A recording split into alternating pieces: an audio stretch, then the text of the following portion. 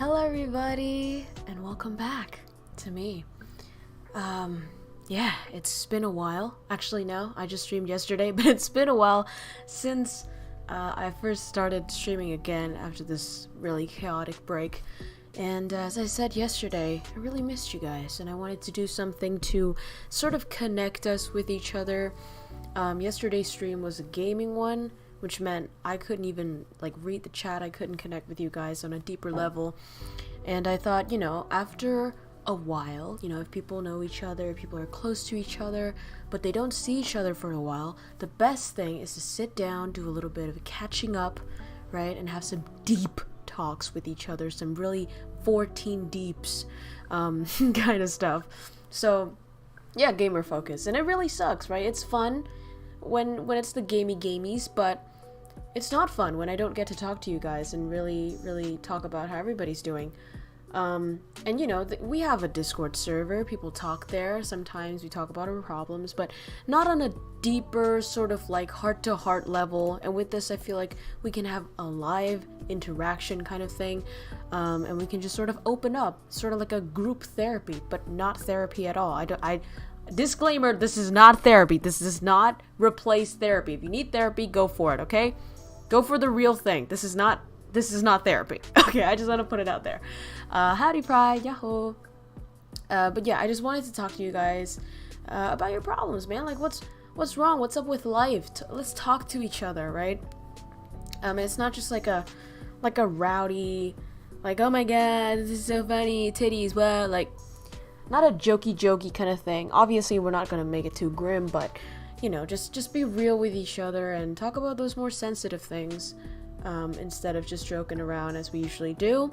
Group confessionals. It does sound like it, huh? I have been sinful. Right. So my dog is sleeping behind me. I hope she won't create any problems. Today's screen looks so empty though. There is no.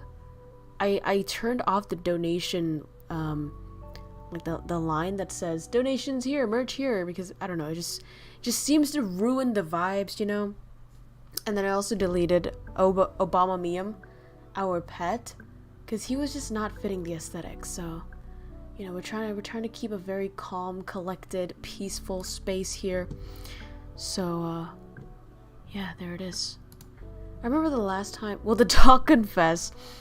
Has she sinned?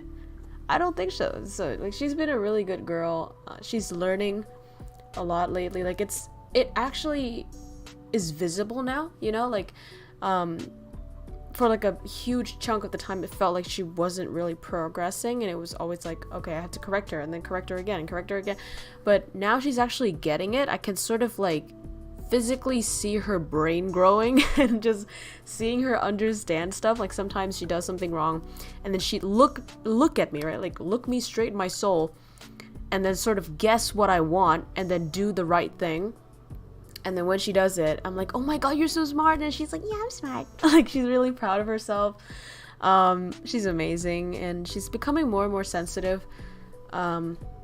See, I guess if there is somebody who confesses, I guess I'll confess first about the dog thing, since you guys asked. A confession for me, something that I did wrong is I did not see her as an ultra sensitive pup, even though she was. So the breed of the Doberman is actually, first of all, they're really smart, right? They're like the 5th smartest dog breed in the world. And because they're really smart, they're also very sensitive, so their emotional intelligence is fucking sky high, which means, she doesn't respond well to punishments or being told off or, yanking the leash and such. And I was guilty of doing that, right? When I felt powerless, I just sort of automatically, when you're with people and they piss you off and they're just what are you doing? You freak out. But with her, now that I know that she's really sensitive and she works better with positive reinforcement, when I want her to not do something, I would just sort of distract her and tell her what to do instead of saying no, you're bad and stop that. And she actually knows it. And she's actually okay, you've allowed me some time to think about it, so I'll stop doing it. Very politely. But yeah, I have to allow her to stop doing it, right? Instead of forcing her not to do it. So she's really special in that way, and I love that. She understands language. Dude, like, she understands human language. Like, she's so fluent in English now. At least the simple words, of course. But, it's more, like, about the body language and, you know, just simple sounds. I feel like I'm trying to think from her perspective. Like, if I'm captured by aliens, right, and I don't speak their language, but just through their facial expressions, their actions, and the tone of their voices, I can sort of guess, like, if they like what I'm doing or they don't. So I'm thinking for her it's probably the same. Mega brain dog, absolutely. The dog Jackson, trilingual Getty. Yeah, so that's been my thing. Got a favorite breed. For now it's Doberman, obviously, because no, I have two dogs that I think are the most gorgeous, but the number one gorgeous dog for me is an Australian Shepherd. And if I could ever have one, I probably will. It's sort of like a bucket list kind of thing. They're just gorgeous. If you don't know what they are, just Google them. Australian Shepherd. They are so beautiful, like insanely beautiful. The Merle one, the Merle Blue, oh my god, gorgeous. The most gorgeous dog in the world, period. Like, it has a ghost eye. Ugh, it's just beautiful. But, you know, right second is Doberman. I think Dobermans are amazing. You know, they're loyal, they're protective, they're so sensitive. Like, now that I'm working with Getty, I'm like, damn. I mean, I've seen videos about them before, but never could imagine how sensitive and, like, in tune with human emotion and how intelligent they are. So, what doesn't kill you makes you suffer. Yeah, that's her. That's her with me. But I'm so glad that she's getting the no bite thing right now. Like, she's still puppy biting, right? She's still teething. She still needs to bite everything, including me, but she gets it now. So she gets that she's not supposed to do it, because I was really consistent with just leaving the room when she does it. And I used to be like, no, but it just sort of heightens the tension and just makes her more anxious. But now all I do is just yelp, and then I get out of the room, and then she understands it. Like, it's amazing. Have you seen the giant Russian dog? No, I haven't. Meanwhile, my dumbass. No, you're not dumb. You're so cute and smart. Months old and she understands. Yeah, it's insane. I honestly, this is why I prefer dogs over humans. Like, they're just a few months old. She's literally just crossed 3 months, right? And she understands stuff that human babies at that age can't even dream about doing. Like, human babies are stupid. But alright, let's go back to the confessionals or the problems kind of thing, right? So that's been my problem. Just, you know, mainly trying to get to train her and get to know her. And sometimes it's really powerless, like this puppy blues. I'm not sure if, you know, any of you guys here have had puppies before or are having puppies like currently, but puppy blues is something that nobody talks about, that I think should be like at the front page of every adoption sheet or of any like dog related videos whatsoever. If you're considering getting a puppy, might I remind you that puppy blue affects more than 50% of people with puppies, and it's severe, okay? It's intense.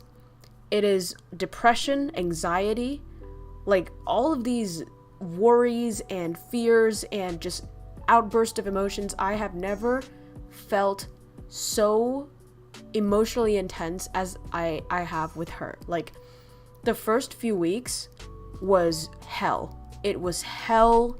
It was horrible. It was soul crushing. It felt like I've made the biggest mistake of my life adopting her. It was just horrible.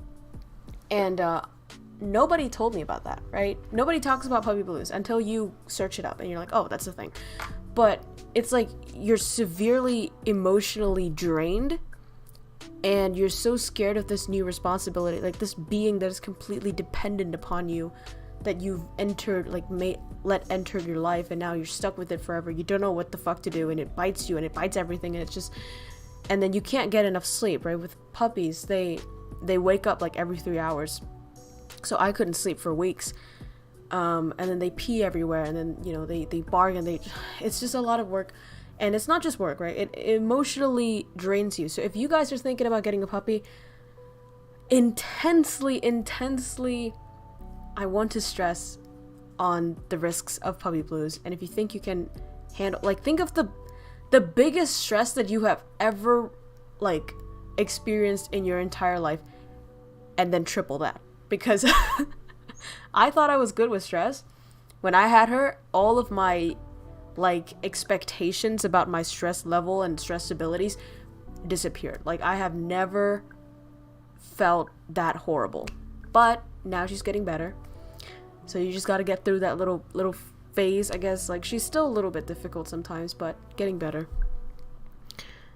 I've been trying to learn Pokemon Go techniques for 3 months and gotta get it right.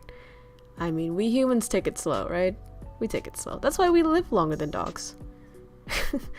They can't do my taxes. Exactly. Hashtag deep. Very deep. Oh my god, wait, that reminds me of, that guy, what is he called? Bo Burnham. I had to train my kittens not to do some things, but they learn rather quickly, and having more than one cat's helped. Yeah, so that's a really good point as well. First of all, I didn't know that cats could be trained, but, like, wow, you're great at that. But another thing is, like, you know, I kept contemplating, like, getting another puppy so they can play with each other. You know, sometimes being in the house with COVID and everything, you can't really get enough socialization for the dog. And I'm just, like, afraid, oh my god, like, she gets lonely, she gets bored, and all that stuff. But it's advised that the dogs be spaced out in like, age-wise, at least 2 years. So, you know, 2 years alone with this little lady, and then I'll get a new puppy for her.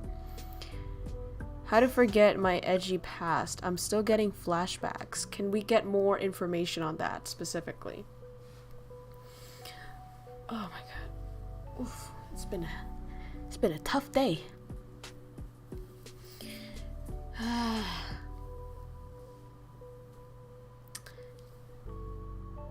Dude. You know that feeling when someone really close to you gets COVID and you're just like, ugh. They're not living with me, but, you know, just like family members and such, and the stress that shit creates. Man. Nobody likes this pandemic, really.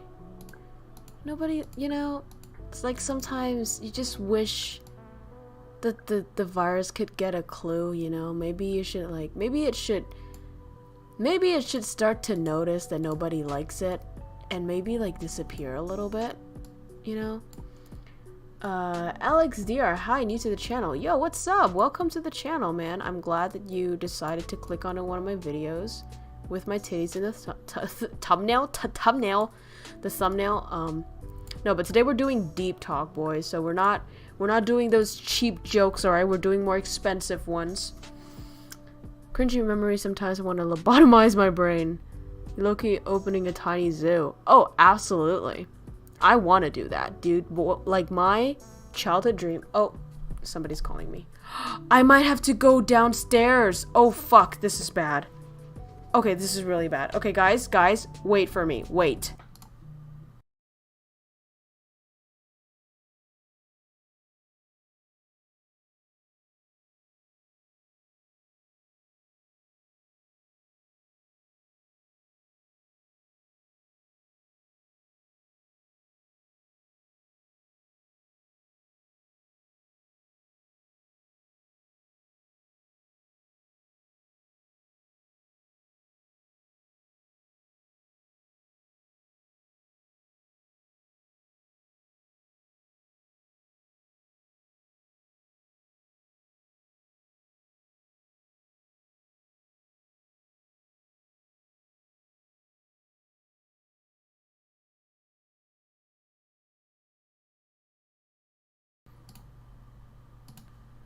Okay, guys, so this is really urgent, but somebody's coming to my house. Oh my god, this is... Why? Dude, the chaos. Oh my god, these few days has just been so chaotic. I can't fucking take it. Okay, it is overstaying its non-existent welcome. Exactly. Maybe you should start to know, like, how to get some hints. Oh, and she's awake. My life is so chaotic right now. I feel like a goddamn mother of an infant. Alright, I have to take care of this business real quick. I'm so incredibly sorry. This is so unprofessional of me, but I gotta go. I gotta let her pee. And then I I gotta open the door for this person. Okay, see you guys. See you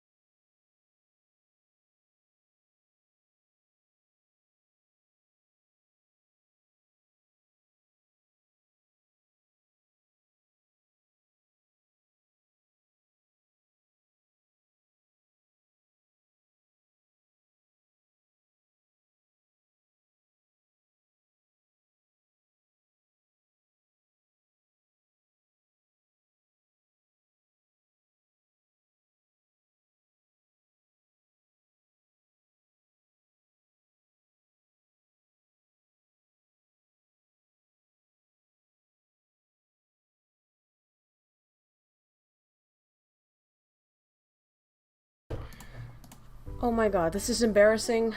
I'm so incredibly sorry. Holy fuckballs. I think in the history of streaming, nobody's ever done that. Just literally upped and went in the middle of the stream. I'm so sorry. Oh my god, I'm barely breathing. Whew. Hi kids. Mommy's back. A lot of things happened, and a lot of things are still happening. Oh, thank you so much for carrying the chat. Everybody for staying and talking. I really appreciate that. Thank you so much. Life is just chaotic, you know, when one of your family members has the ro-ro, you know, shit happens. Okay, anyways, we're back. Hi, what have you guys been talking about? Among Us? Wow. Very deep indeed. The Pia and her relatives, or maybe just, wow, that would just, you know, that would just be a really good weapon. I think that would be nice, actually. Let's see. Quick post the lyrics of Never Gonna Give You Up. If I do something similar to that, I suddenly get flashbacks of the time I do it. When it happens, my mind hurts and it literally ruins my day. Ooh. Damn. So that's a pretty, like a pretty, severe case of ruminating on stuff. I do know somebody who does that. It's not necessarily like cringy flashbacks, but more like they always think about the past. Like always, like literally at every occasion possible. But I think, you know, it's just here's the deal. I think one of the very comforting things about being human is you die, right? And that's, I mean, on the one hand, it's deeply non-comforting. It's deeply concerning.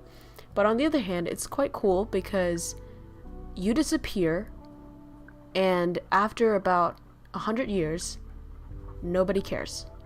Nobody knows that you even existed, right? Unless you're, I don't know, a big president who did something that is like revolutionary or something, and they carve you in the mountains or something. That's different, right? But let's say the chances of us being that is pretty slim.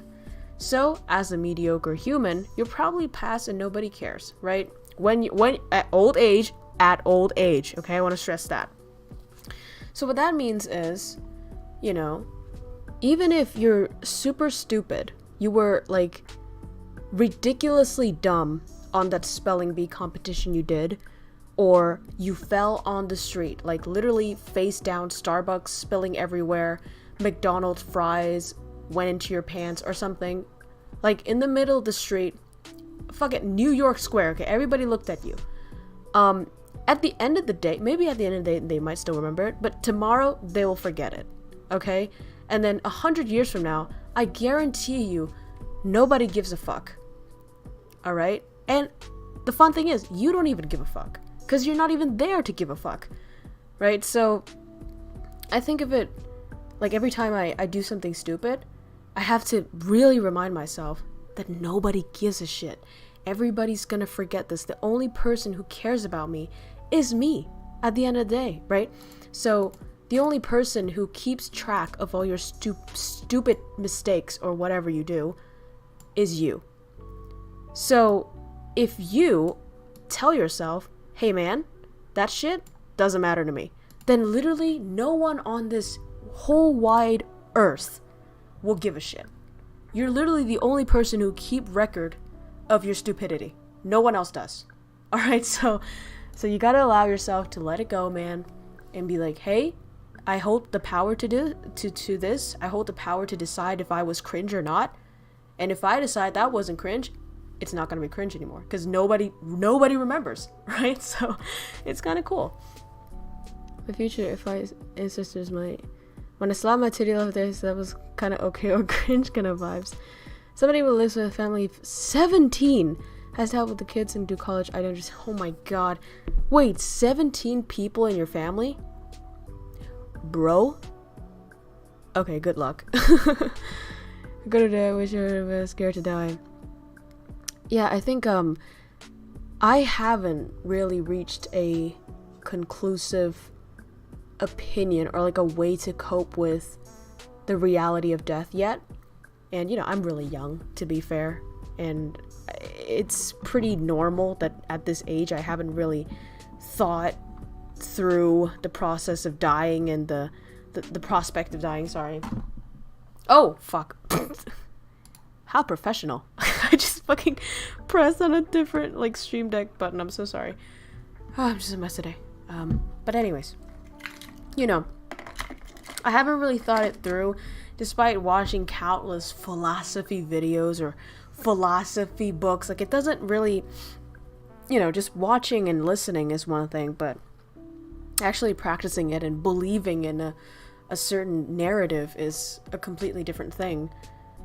So, you know, I don't know what to tell you, but, you know, there are many ways to think about it, right? And as I just said, one of the comforting parts about it is that you won't be there to be sad about it. And obviously people have their different beliefs, right? I'm not here to say, hey, you'll disappear forever, your soul doesn't exist, there's no heaven or hell. I don't care what you believe, to be fair. But personally, what I find really comforting is that I won't be there to mourn my death, you know? And I won't be there to care. I just won't be, period. You know? And it's just a little bit like, maybe if, you know, you got a disease or whatever, it hurts, but then death comes and it stops hurting, right? So that's not to say go die. I would never say that. Like, please don't do that. But that is to say, you know, when it comes, there are plenty of ways to try and accept it by thinking about the okay parts about it.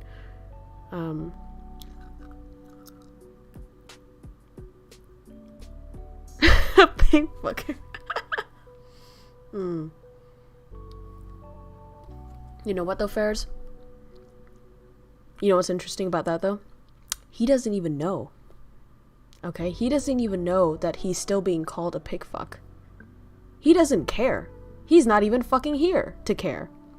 And that's the problem, right? I mean, not the problem. That's the cure, I think, to the fear of doing something stupid and being remembered for it. I don't give a shit, because I won't be there to suffer the consequences. And that's not to say, you know, go do some horrendous war crimes, because you're not going to be there when they shame you, but, you know, just saying, like, let it go, man. Nobody gives a shit about you as much as you do. So, yeah. I'm not 14 minutes deep. How deep is your love? Is it like the ocean? What devotion are you? How deep is your love? Sorry, it's not a karaoke stream. Here's Helen. I'm living in it right now. Hi, Adam. How are you coping? How are you coping, my guy?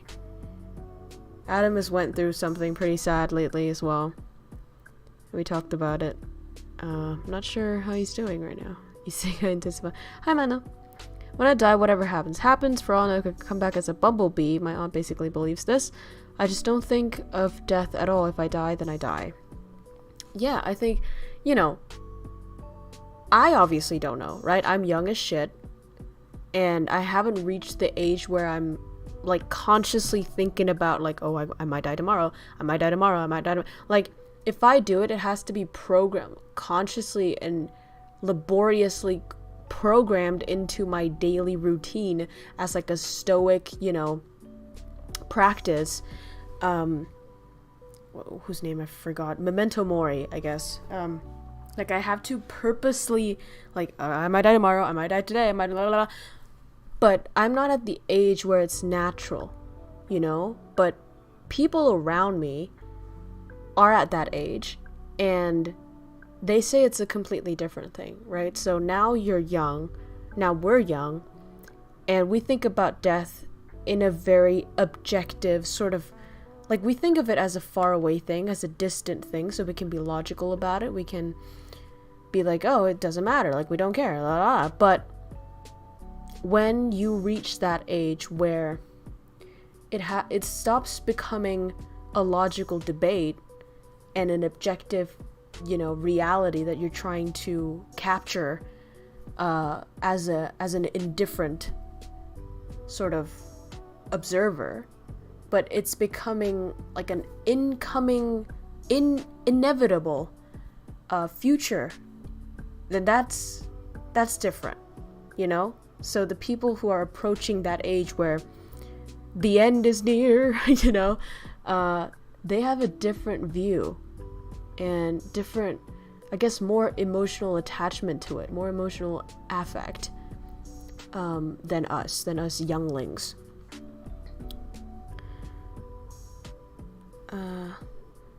12 centimeters depend on the... Wait, what? Oh, what was that? What are we talking about?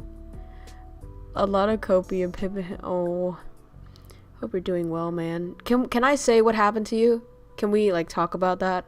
You know, just as a topic of interest, you know, people can... Maybe people in here are also suffering from that, and we can, you know, talk it through.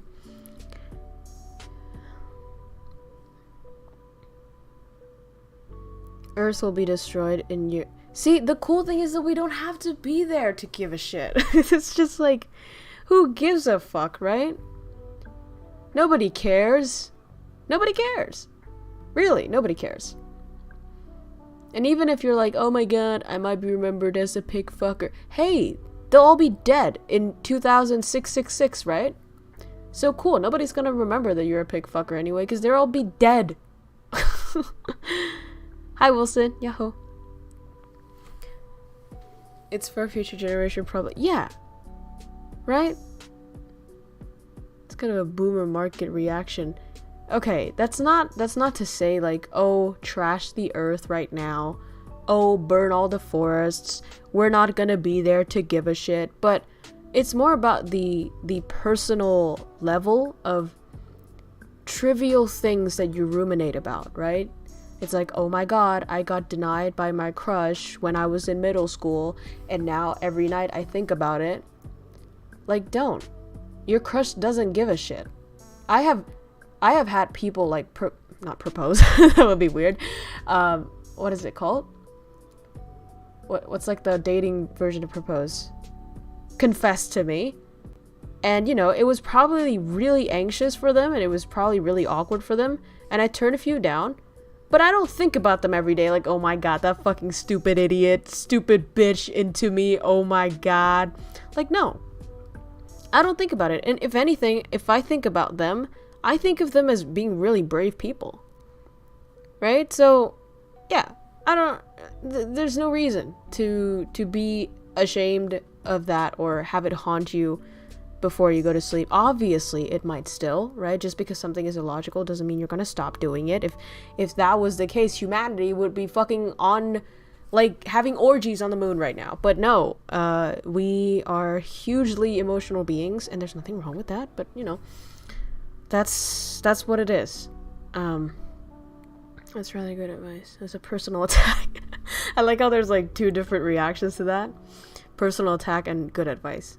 Well, you know, good advices tend to attack something really close to your heart.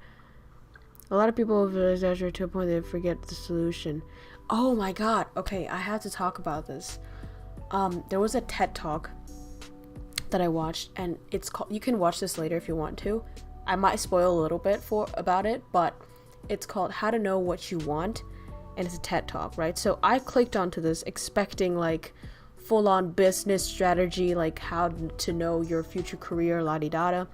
But I got this talk about this girl whose dad got, like, scammed into thinking that his daughter was captured, kidnapped, and was going to be R-word.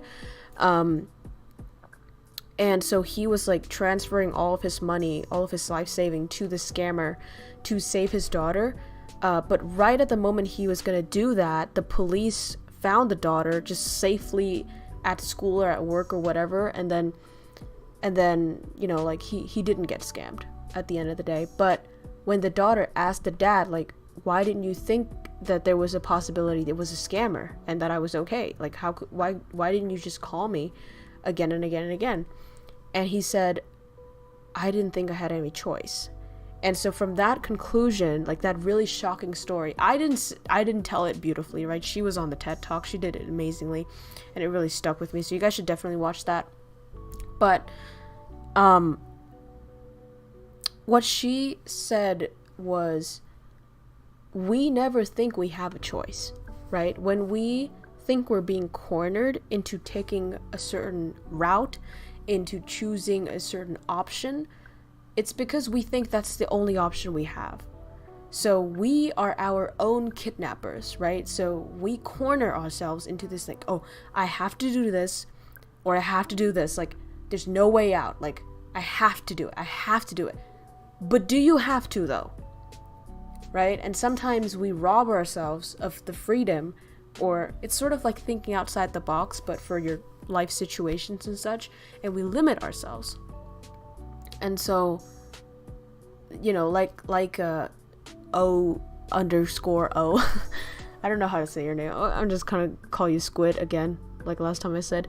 But like Squid said, you know, a lot of people over exaggerate the situation that they're in, and I'm guilty of this all the time as well. Like I put myself in this panic mode where I'm like, oh my god, this is an emergency. Oh my god, like I have to do this. I have to do it. It's Mano. Okay, cool, Mano. Like I have to do this. There's no way out. I have to. When, if I could just take a breather and step away from the situation a little bit and just like calm down and think about the bigger picture and think long term, because sometimes, you know, when you're panicking, you're really thinking about now instead of like a few years from now on, and just the broader picture objectively. And so I rob myself of some of the options that I could have, you know, and you just limit yourself. Like, oh no, I could never go to Harvard anyways. Fuck it, why try? You know, I could never go out, like, abroad anyways. Fuck it, why try? I could never get this person to like me anyways. Fuck it, why try? You know, but you could. We really could. We just sort of kidnap ourselves and lock us into this corner and be like, this is who you are. This is who you'll stay, you know? And then you'll always be like that, so these are your only options. But no. I wish the boing boing nerfed. Never nerfing that. To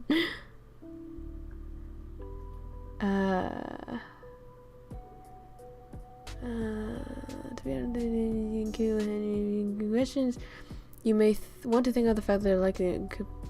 Wait, what? If they're immature to the point of incapable of handling emotional confession. Like, who? Wait, what were we talking about?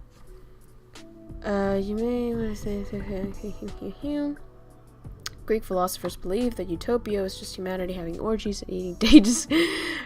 Eating dates. I like how that's their utopian food. Fucking dates, dude. You miss every shot you don't take. Adam, that is a beautiful way to take it, to say it. I can look in her eyes. My eyes are down there. Kind of mentality is really hard to be changed. Yeah. On the upside, I'm buying a frog. That's amazing. Hey, you're getting a pet? That's cool. Because feels like time's running out for some...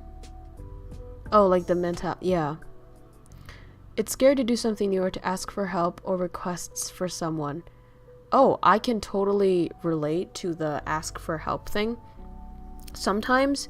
Okay, this is totally like my... hashtag self-diagnosis.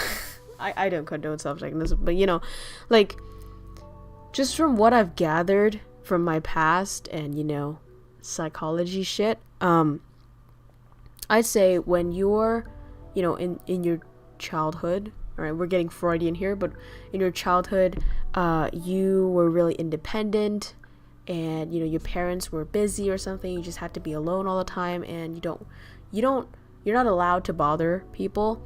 When you grow up, you keep that with you, right? And you sort of never let yourself depend on anybody. And you see asking for help as a weakness and as condemnable and just, you know, not allowed. Like, you're not allowed to do that. You're supposed to figure everything out yourself.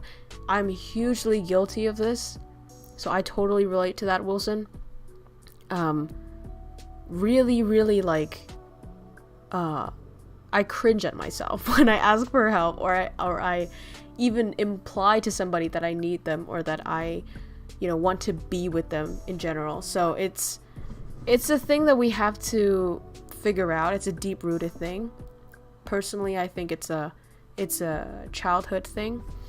But, you know, we're adults now, right? And sometimes we gotta smash those fears. Because one of the things that I think is really empowering is, I think of it as, if I do it, if I just literally in the most literal sense of the word literally, do that thing, right? I force my body to do it, then there's nothing my worries can do about it. You know what I mean? For example, let's say I crave pizza. I need to put a piece of pizza in my mouth right now, or I'm gonna throw a temper tantrum in my brain, right? So my feelings, my emotions, my cravings, whatever, is thinking that. But I can order my hands to not touch the phone and order it. I can literally bully my feelings into doing the right thing, right? So if I just don't touch it, if I just don't let my body move, my worries can't automatically order pizza. Well, until we get like the brain microchip in like 2000 something, right? But like, if I force myself to do something that I'm afraid of, there's nothing my fears can do. I will just fucking do it. Like, oh, I'm gonna bully my fears to the ground. I don't give a shit. I'm gonna do it. So, I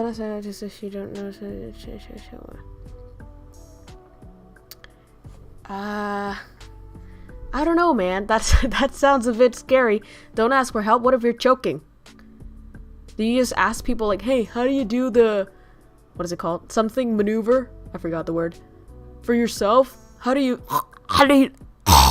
do it? No, you know, sometimes we need help. And that's fine. That's Heimlich, of course. There it is. Thank you.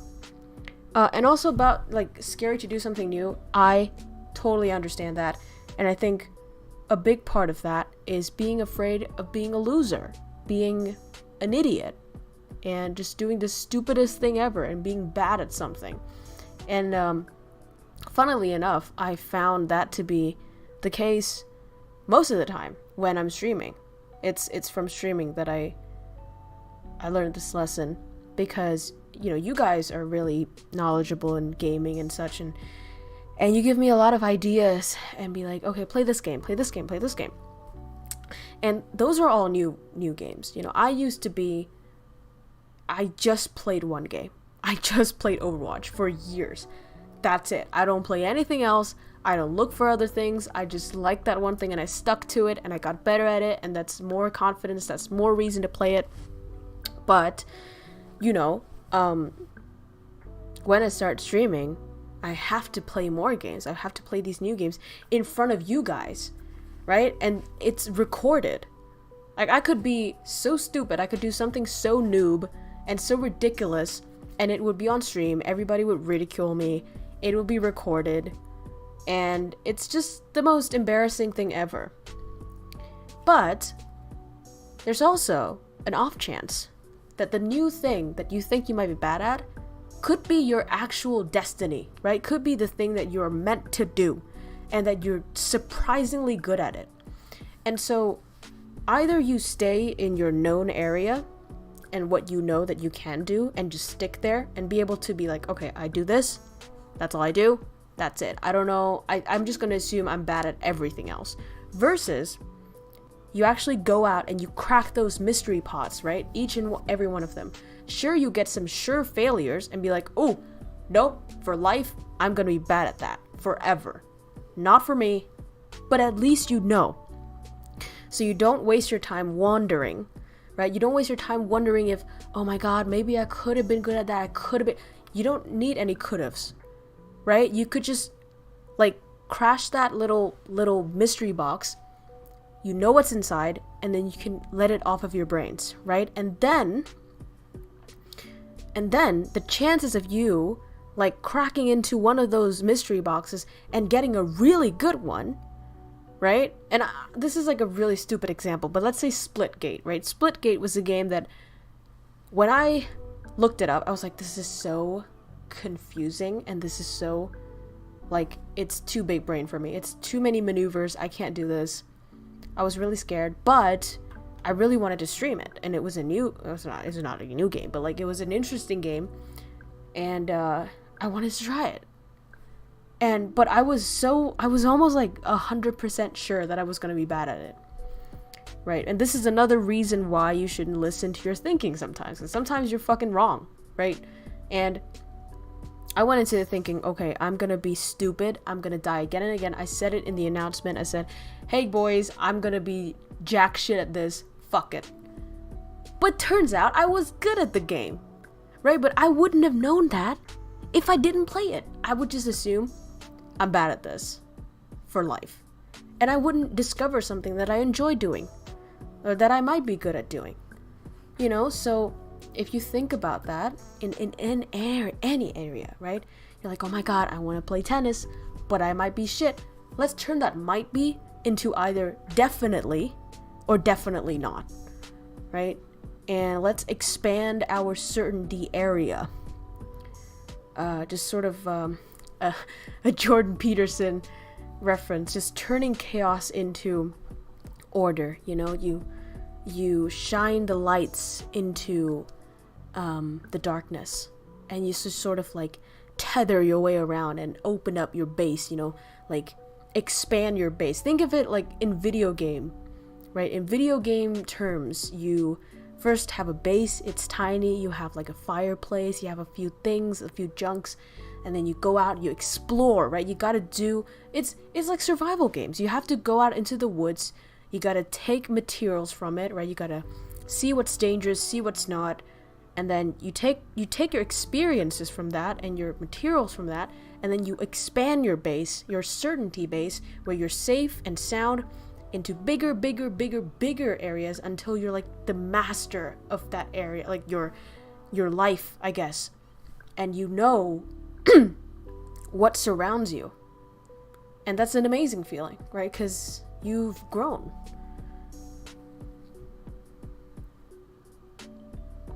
Decent advice for skill development. Yeah.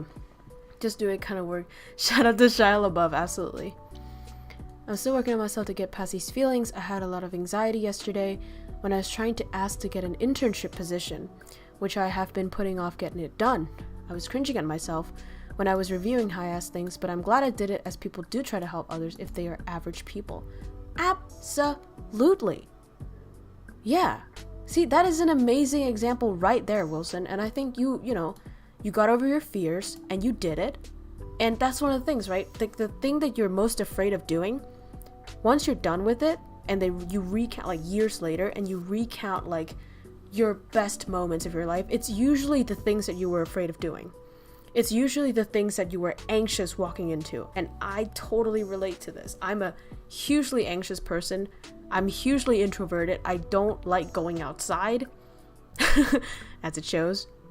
I'm an anime girl. It shows.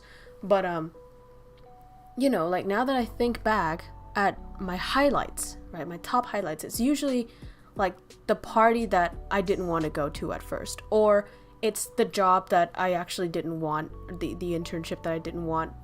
Like, I told myself I didn't want. I wanted it, but my fears were like, oh no, you don't want it, so just fuck it. But I wanted it. I was just afraid of failing. Or like that really long trip, really arduous trip that I went, that I didn't want to go. But I pushed through it, and now it became like one of those core memories, you know, like that meme of the core memory. So you could make those core memories, but like everything, right, good things come at a price. So the prices of good experiences and memorable things to think about on your deathbed is fear. Is that you have to overcome your fear, because they are scary things, they're big things, but if you do it, oh my god, you've unlocked a core memory. So, and I think you guys are amazing for this, right? Because you guys are gamers, all right? And gamers, especially you guys are like intense gamers. When I play Doom or something like that, you're always like, play the nightmare version, okay? Play the hardest bitch out there. Go in there, kill some demons, la-di-da-da. And like, I totally respect you guys for that. So if we could do that for life, right? So those demons, those monsters, they're just things that we're afraid of. They're like failure, fear of rejection, all of these things. So if we keep these gamer sort of mentalities into a real life strategy, I think it works beautifully, right? You strategize and then you go straight for it and go for the hard mode, because it's really rewarding when you finish that. Gamer core memory, exactly. So I think you guys are amazingly equipped to handle these things. Back then I was bad at a game for years. After going back into it, I literally mastered it under a week. Yeah, exactly. You gotta start somewhere. And I think Jordan Peterson talked about this as well. It's like the precursor to, I think it was like the sage or like the wise man is the fool. Because we always have to be stupid at something first before we get good at it. Right? Like, you guys, you bilinguals in the chat, shout out to y'alls. You used to not know English, for example. You used to fucking say apple or mom or dad like a fucking toddler, right? But look at you now. Look at you. So in order to be here, you gotta be that stupid idiot that can't spell apple. Right? So when you're being an idiot in something, just know that I'm doing this so that I could be a master at this in the future. And that's how you reassure yourself when you're afraid, when you're doing something new. And I think this applies, as I said, you know, learning, language learning, as I'm still struggling with myself right now in Japanese. Like, a lot of times, you know, Japanese people come into the chat and they like have these gigantic blocks of Japanese text, and I'm just like, oh my fuck, I'm gonna be a fool. I'm gonna be stupid in front of everybody trying to pronounce this, and then being bad, and then I can't respond, and then the way I talk is too slow, la la la. But I have to be that, right? Before I get better, there's no other way around it. So, you know, we're all stupid. We're all fools. We're all noobs at something. And that's where everybody begins, right? And since we know that everybody's noob at something, and you know, we know that everybody's struggling with something, then we can be nicer to each other. Right? Like, when I see a noob in a game, I don't go, fuck you, you stupid cunt. Because he is a stupid cunt. Like, obviously. I used to be the stupid cunt. Right? So, there's no use saying that. You're just sort of lame. You're just sort of pointing out something obvious. But we can help each other. It's like, hey, you're really brave for trying this new thing, man. Let me help you. I got some experiences. So we can help each other and make life a less scary experience. Right? Because it's already hard to do something new. It's harder if you see like a crowd of people ready to like throw tomatoes at you if you're bad at it. So, you know. Continue struggling with Japanese because you speak it so... Man, thank you so much. See, you're being nice right now. Like I said, you're not the crowd that throws tomatoes. Tomatoes. Like, nice try. Yeah, like, nice try. Like, I was in the Valorant lobby the other day, right? Like, yesterday. And then I didn't get the, what is it called? The diffuse thing. But the guy was like, hey, nice try. And then the whole team was like, nice try. And that fucking uplifted me, right? That's great. People don't need much affection, as it turns out. They just need a little bit of a push. A random act of kindness, you know? You could never know how much that affects somebody. So, when you can afford to, let's just be nice to each other for a little bit, you know?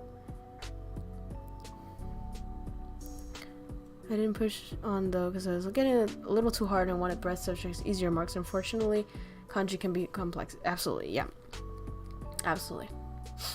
Yeah, so it's like those little milestones, you know, those little like checkpoints, I would say. I think video games are really useful when it comes to like life advice references, because it taps so deeply into our psychology and our like reward system that I think it's perfect for life analogies, and you know, especially us when we're so familiar with the way that these games work, we can apply that to our life and make it easy to imagine.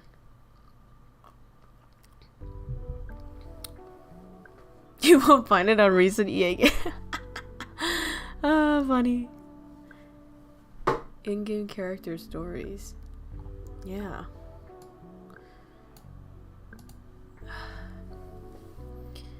I do have an issue though. I don't know if you guys like what you guys' thoughts on this are, but lately I feel like I've been cutting a lot of people from my life, and it's not like a Sigma male, I don't need y'all bitches, all I need is myself and these grinds. Like, no, it's not about that, right? It's just that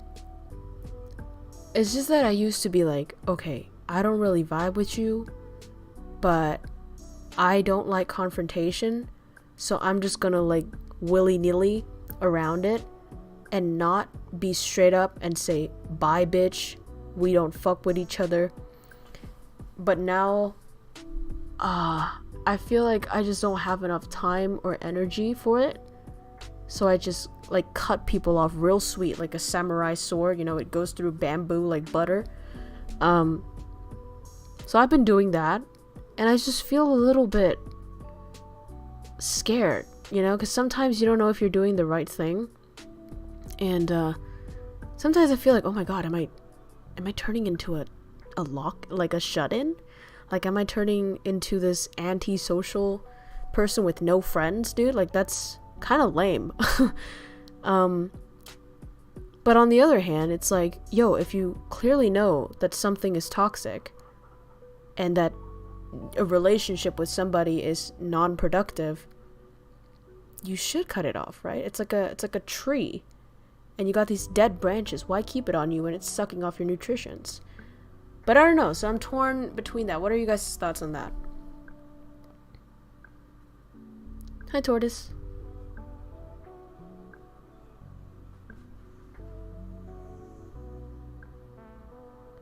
People do want video games. There's a defined set of rules and strict. It's too open world. That's true. Nobody knows anything. Relatable. I can't even muster the string. I just leave all that. Exactly. That was me. And your partner what they want to eat. They browse through so many options. This one hits me on the rock bottom. Oh, seeing you sometimes holding a conversation in Japanese, a small part of me want to insult you for saying that you struggle because I'm still memorized. Oh my god, Hinagata. Thank you so much. That's so kind of you. My bad, I was typing and didn't hear it. No, that's fine. I already had my visions of cutting people off after graduating because there's a lot of things. Got anxious during this.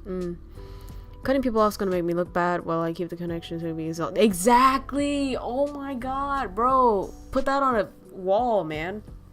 Okay, I'm gonna repeat that. If I cut them off, it's gonna make me look bad. But if I keep the connection, it makes me exhausted. Oh my god. Yes. Absolutely. Just cut it off. Why force yourself? Relationship with someone that you don't like. It's not like a loving relationship though. It's like, you know, friendships and such. Sometimes enough to just naturally go away. You need to cut it off. Yeah. And I don't know, maybe it's this fucking COVID thing. I swear to god, like, I used to just hang out with my friends, you know, casually. I don't do big outings, you know, that exhausts me. It's not like I'm like other girl, I hate people. Like, no, it's just I physically tire from being around too many people, and it's not something I'm proud of, obviously, but you know, it's just what it is. And but I used to do a lot of like one-on-one quote unquote dates, you know, with my friends. It's like you go to the coffee and talk about life and such, and that was fine. But COVID, like since COVID, I just don't have those anymore, and chatting doesn't always do the trick, right? You always need this face-to-face time to really connect. Like, we've done this for the entirety of human history, so with this going on, it just sort of, I don't know, I just feel like, man, like, am I isolating myself too much? Like, even without the COVID, like, why am I isolating myself, you know? So sometimes I feel a little bit like, oof, I might end up with no friends if I keep cutting them off like this. But, you know. Why are you cutting them off again? Okay, so just a few of them. It's just been, it's like, I know it's never going to be okay. Like, we're not that compatible as friends, but I just never said it. you know? I just sort of like, if they did something I didn't like, I was just like, ha, like I just sort of cringe at it a little bit and then I move on without saying it. But, you know, I don't know, maybe it's the new puppy blues. You know, I have puppies. I literally don't have time for anything else, and then the energy is zero on my part. So, like, I just go, okay, these are all the shit that I don't like about you that you've been doing for years, and I've had enough of it, and I don't think we're gonna work as friends. It's just not gonna happen. So, that's it. Like, I never do that. I'm so scared of confrontations. I'm like the hugest, you know, runaway sort of person. But I just did it, and then it was like, part of me was like, yo, what the fuck, you did that? Like, you know how there are many different personalities in your brain, and one of the personalities was just looking at this crazy brave bitch like, whoa, you did that? Like, this is the first time in 20 years you've like just fucking straight up punched it to somebody's face and be like, you know? Feels like I'm limiting myself. It's like making connections but afraid of maintaining it. Figure that labeled and just making your brain locked. Person, if they could, deliberately being toxic, maybe talk to them. Good job on that confrontation. Dude, like, I was scared, man. Better for yourself by cutting off all rotten branches than not, because the fear of not growing. Yeah. Yeah, exactly, Knight. Exactly. That's the, yeah. Avoiding unnecessary attention, don't, yeah. Dude, are we like twins? I guess, you know, us being on the same cyberspace, it sort of results from a lot of our shared traits. You know, maybe we're all introverts, maybe we're all like non-confrontational people, and that's why we don't go out and party with the jocks. But you know, that's probably why. See, these deep talks are so good, right? We're getting to know each other, we're getting to be real. How do you cope with comparing yourself to peers/old friends? Seeing them a few years ahead of me doing well in their careers makes me feel bad. Would you just try to focus on yourself instead? Will said, you come up with the best questions ever. And okay, I have a lot of references for this for you. So number one, my friends, I used to have this friend. Well, it's like I'm saying it like I'm cutting her off, but I wasn't really close to her. But we were in the same middle school, right? And now she's a famous singer. Like, famous singer. You know what I mean?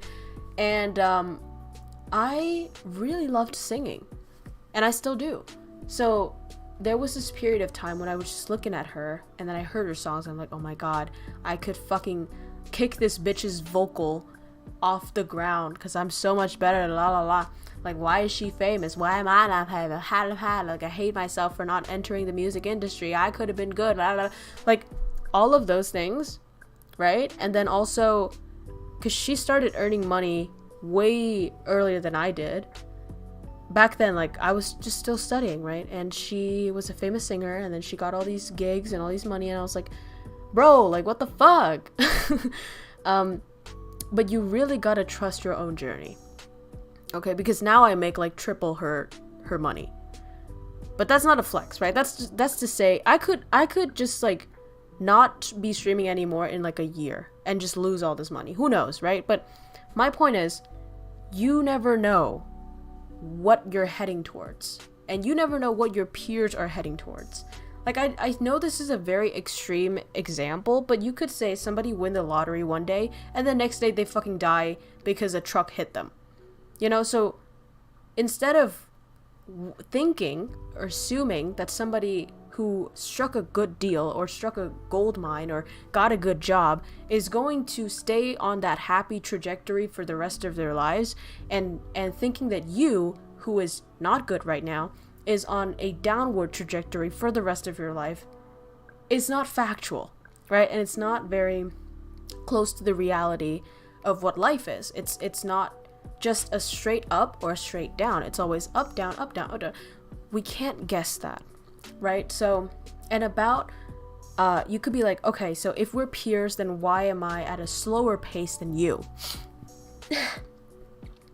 I don't think comparisons just because you're on at the same school at this person or the same class as this person is a really sufficient one. Obviously, psychologically, that's what we have to make do with.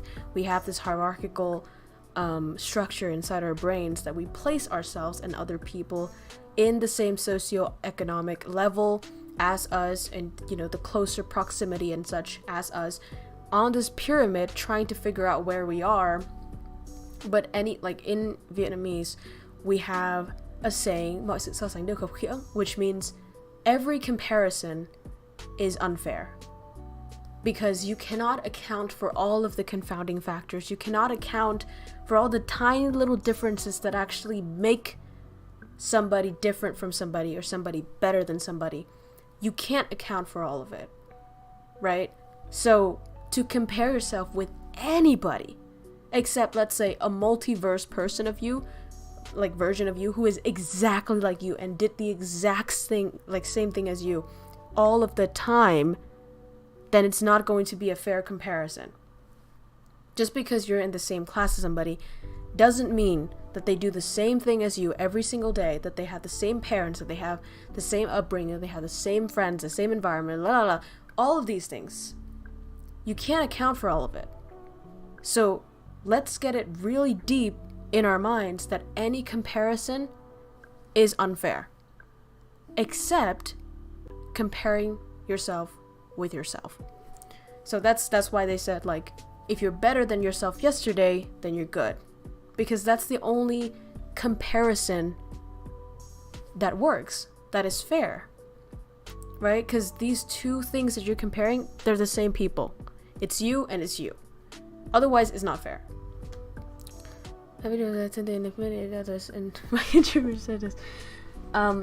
No wait, there's a lot of things. I gotta check the chat again.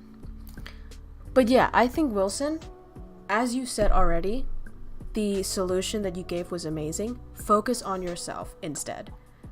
And it's sort of like a race, right? If you are on a race, let's say you're being competitive, fine, be competitive. But when you're racing, I think, who's the guy who I forgot. The guy, something Phelps, was it? Michael Phelps. Well, I don't remember. But the swimming guy, the American swimming guy, Olympics. But he said that when he's swimming, when he's racing, he doesn't look to the right or to the left. He just focuses on his lane and the sensation of water hitting him. He doesn't see if he's faster than someone, slower than someone, because that distracts you, right? And you lose time, you lose focus while you're comparing yourself to others and looking at other people. Those time you could be spending on your own trajectory and boosting your own pace. Again, I'm not questioning whether it's even a good thing to always push yourself to be like, oh, you have to be rich, oh, you have to be right? But let's just say, on an upward trajectory, which we all want to be in, we all want to improve ourselves, on that way up, you already have enough on your plate, right? You already have all these climbing gears, you all have these these tools, these struggles, enough baggage, right? You can't afford to add one more baggage of jealousy, of looking at other climbers while you're trying to get on top. So just focus on yourself. And that's, as Wilson said, that's the best solution that you have. Focus on yourself.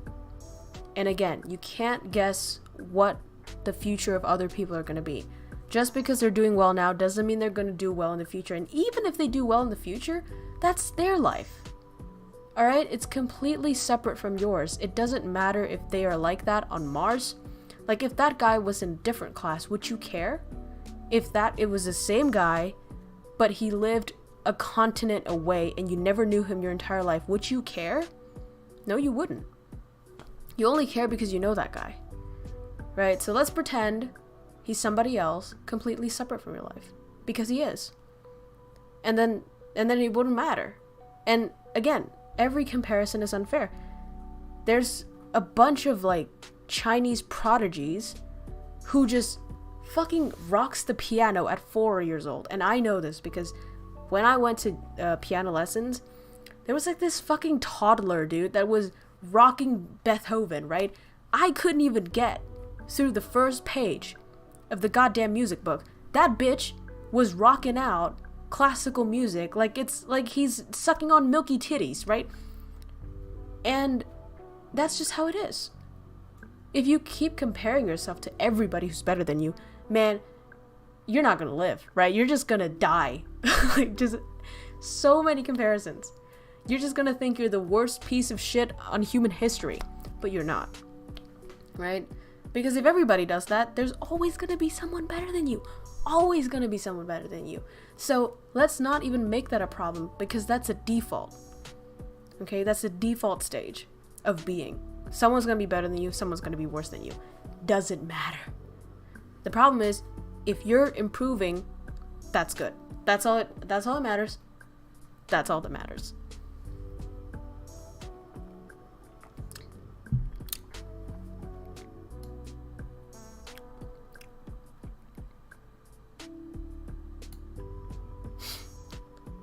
I think you gotta have a conversation. I did. That's the problem. It's like usually I don't have conversations. I just like, you know, that was nice, bye.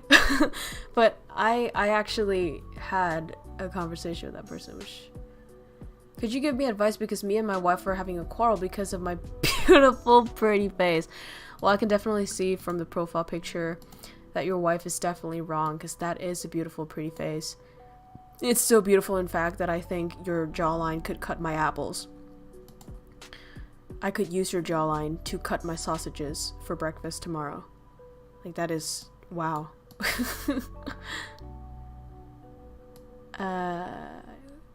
Closure criticism to improve myself, yeah.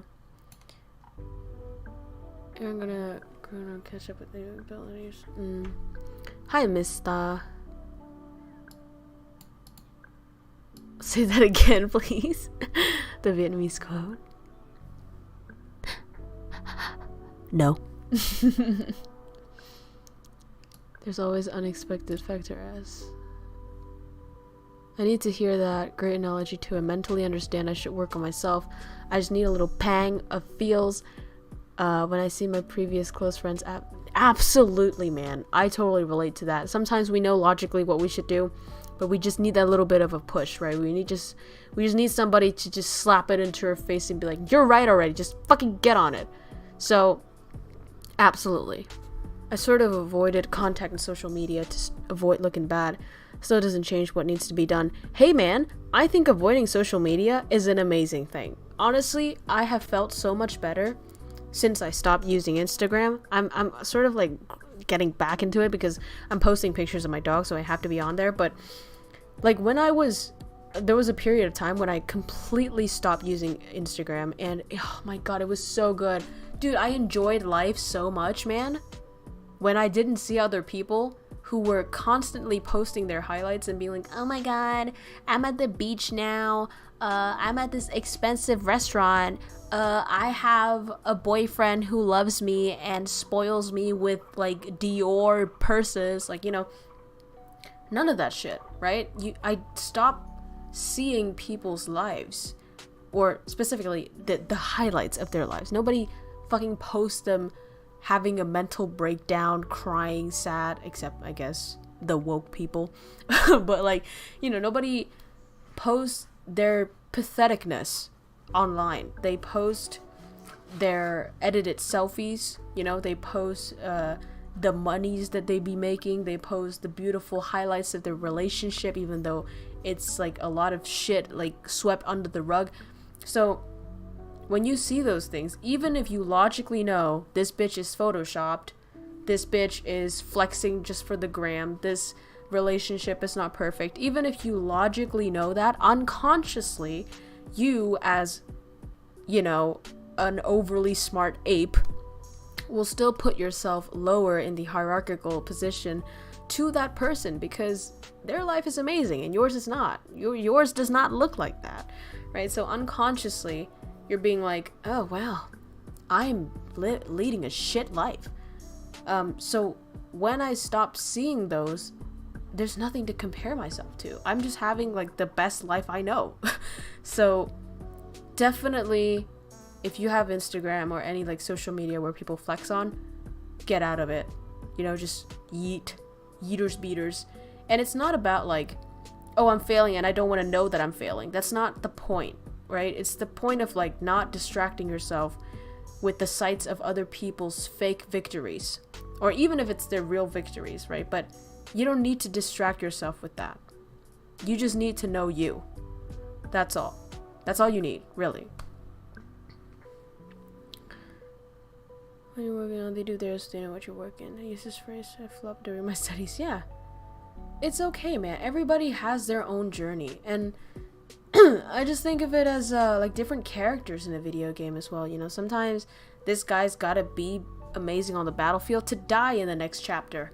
And sometimes you gotta be a bit slow, you know, take your time. Sometimes you have a really sad backstory, but then you become the protagonist. I don't fucking know. Just people have their different stories. And every comparison is unfair. Alright? I guess slow life. Superficial shit. They see the item shown as a sign of high status and therefore, but honestly, I think it's sad. I think it's actually sad. It's not like, I don't get mad at it because I used to be like that. I'm gonna come completely clean with you guys. I used to really be obsessed with expensive like luxury shit. And I just like, dude, I need that expensive thing. I needed. But it actually came to me now, after COVID actually, thank you for that fucking stupid virus, but I realized that the reason why I needed those expensive things was because I was very insecure. I was very unconfident, and I was feeling unsafe. And in order to hide all of that and to boost my confidence and be like, no, I'm better than people. No, I'm not pathetic. No, I'm not, blah, blah. I had to like shield myself with those quote unquote expensive luxury things to be like, no, I'm better than you. Even though inside I feel like I'm not. And inside I just wanted something to reassure myself. So if you see somebody who's constantly like, oh yeah, these, because here's the thing, I know a lot of people, right? And there's a difference between somebody who buys luxury shit to show off and to flex and to, you know, do all that, versus somebody who can afford luxury shit and they use it because it's actually better quality.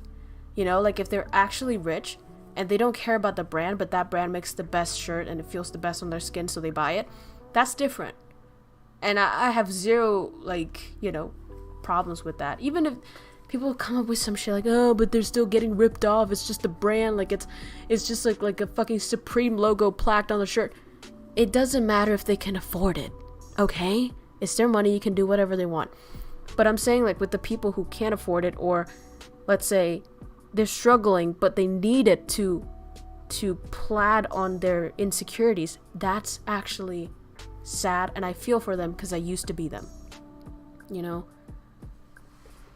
And sometimes, I think there was like a quote of like Alain de Botton, I think that was his name, but he said, if you see somebody like going on the street in a Ferrari or in a Lamborghini, then just feel sad for them, because that's their loudest cry that I need love, that they need love, that they're in desperate need for love, like to be accepted, to be loved, because they're not. And so they're trying really hard through these material things to prove to themselves and to other people their worth and their lovability.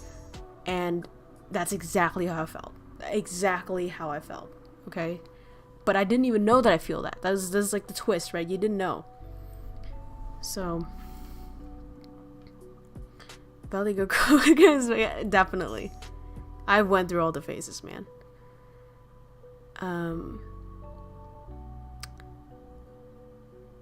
Learn from them instead. Yeah. Plenty of people cry on social media for pity. Validate. Yeah, that's why I'm just talking about, you know. There are some people like that, but mostly it's flexing. I've never seen it that way before. That's a good explanation. I don't know what you're talking about now, because like I talk too much. I don't think I'm looking for validation. I just don't want to be looked down upon. It stems from how I was raised. Perhaps not being looked down upon is a form of valid. Yeah.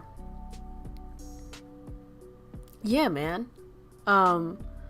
I think this is not to say to blame our parents, right? Because they're just humans, and sometimes I think we forget that, and we're like, oh my god, like, you're my parent. Like, you know, when we're babies, we're completely dependent on them, and they are our entire world, right? They provide everything for us. They set up the rules. They set up expectations for us in life. They color our lens for everything in life, and you know, they influence our values, and they're just everything. They're like these god figures when we were kids, and it doesn't matter who you are. Like, that's the case for everybody, right? But then you expect god shit from them and be like, oh, you gotta be perfect, you gotta raise me well, la la la. But they're just humans, right? Like, if I think of myself as a parent, I definitely will not be perfect. So there's no point blaming my parents for what they did to me. No, not like that. But like for what my childhood was, right? Or what I was deprived of, or what I had too much of, or any of like that. But clearly, people's upbringings do affect them in a very crucial way. And most people don't see that, and they don't sort of analyze that, they don't dissect that, and they just go their entire lives being affected that way and never breaking out of it, right?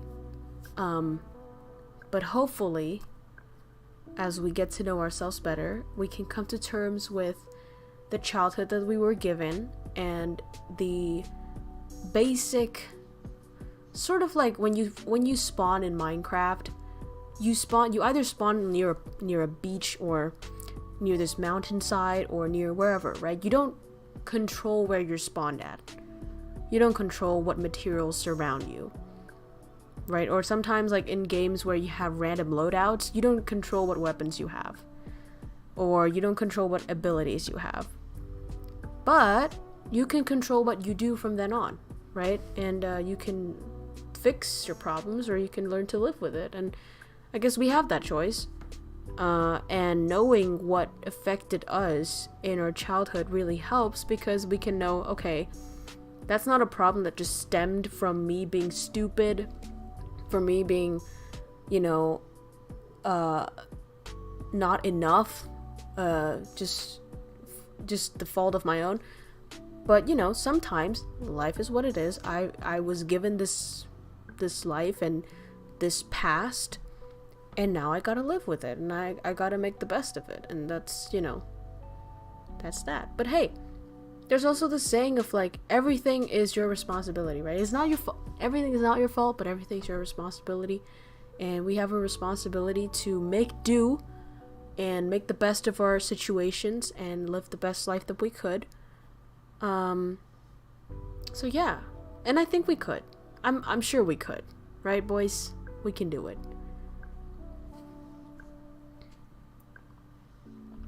Definitely, Ferris. Definitely. And I think it's sort of sad, but it's also sort of liberating, you know, because I have a huge thing on being avoidant, right? I'm not sure about you guys, but I'm a huge avoidant person when it comes to romantic relationships, but I'm trying to work on it. So I didn't really think about it at all when I was younger, because I was too stupid to fucking think about it, and my brain was not developed enough. But I'm avoidant in the way that I would not express my sincere love for somebody. Like, I could flirt, I could be really sexual, I could be like, oh my god, put your balls in my jaw. Like, I could say that shit all day.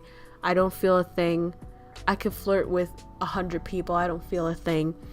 But to genuinely express my need for someone or my dependency for someone, it's like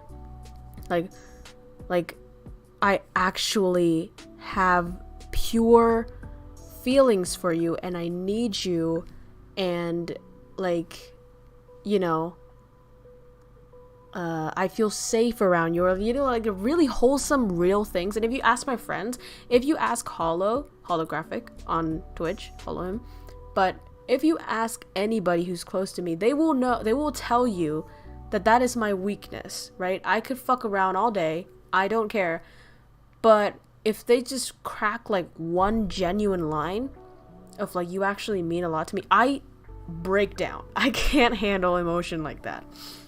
So another thing is like, if I have work, I stop our relationship. I don't give a fuck if you're close to me, if you mean the world to me, if I mean the world to you. I don't care, I'm busy, bye. So that's not good, right? That's not good at all, because you have to prioritize love, and lots of time I think I'm so afraid of bothering people that I just sort of distant myself to the point that I just don't exist anymore in their lives, and sometimes I run away before the bad things happen.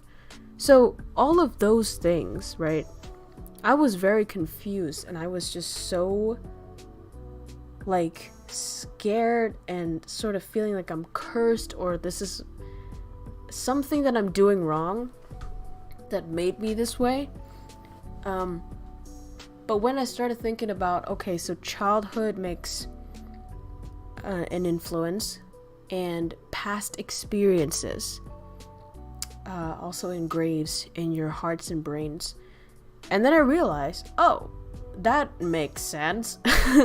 Because ever since I was little, my parents were really, really busy, and they barely have, like, we barely have those sort of bonding cuddly moments. Like we were not cuddly at all. My family is not a physical touchy kind of family.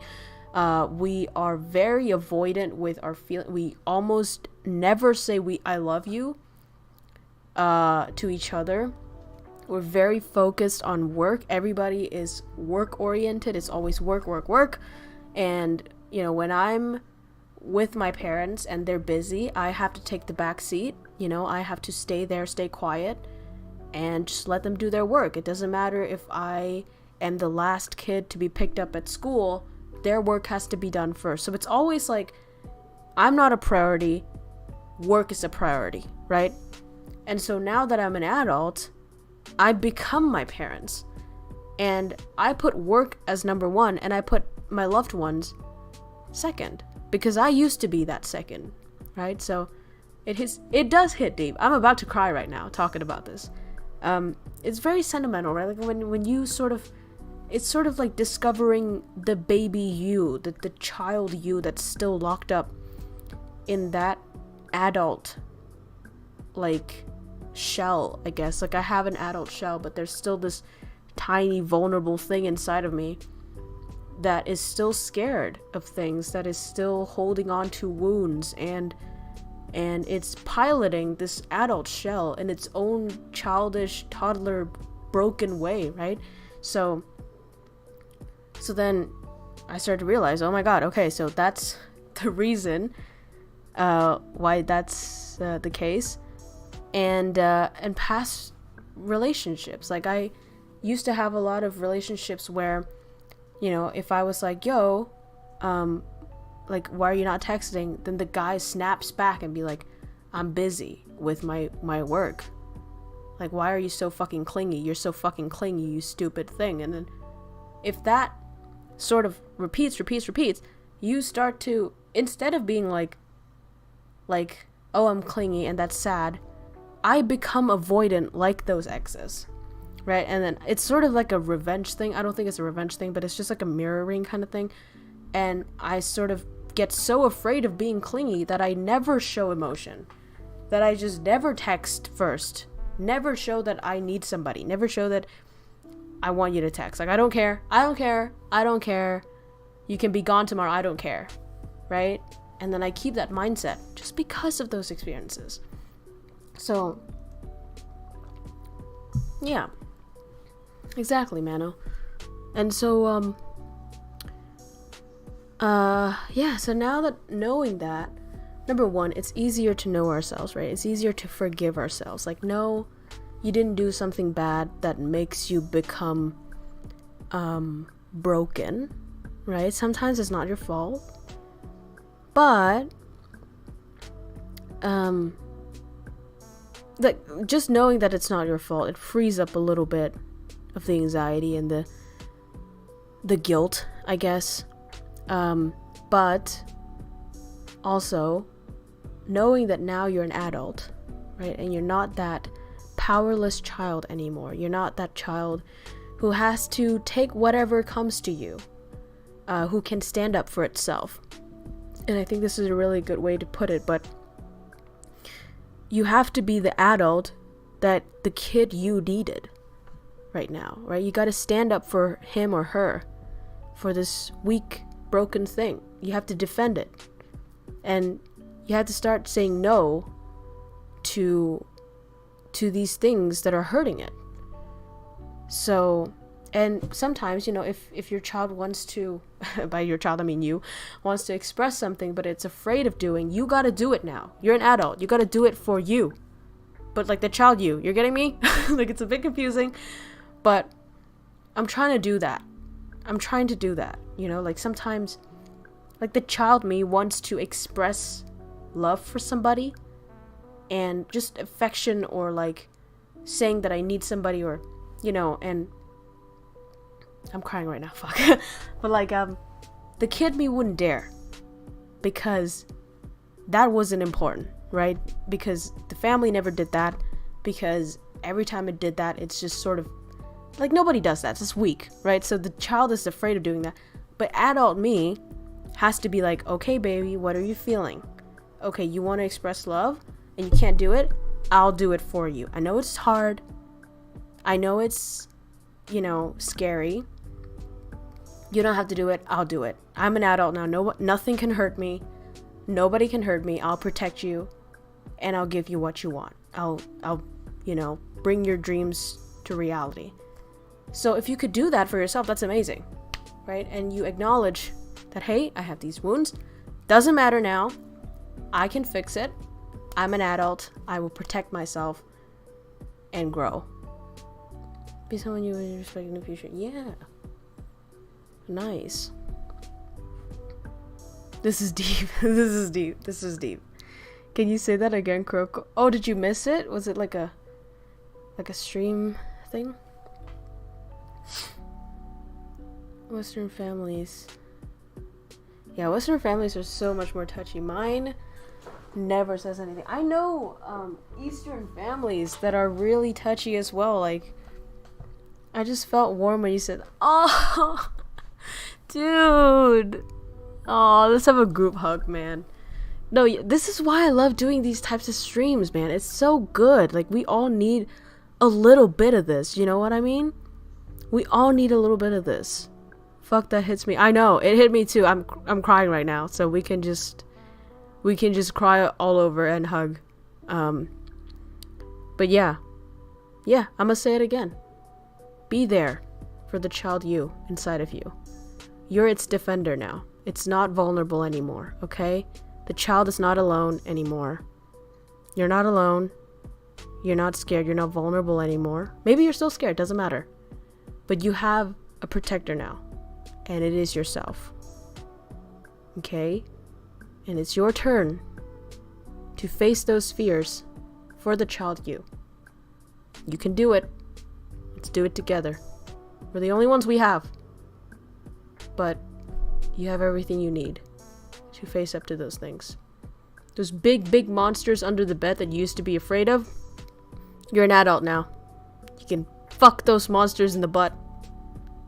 Don't let the child you see that though. That's a bit graphic, but like, you know. Yeah. It's good to feel like that. You know. That you can stand up for yourself. When positive feelings similar to define you. Was that warm enough for you? Actually became a little hot. Yeah. If it's smashable. The monster under the bed kind of thick though.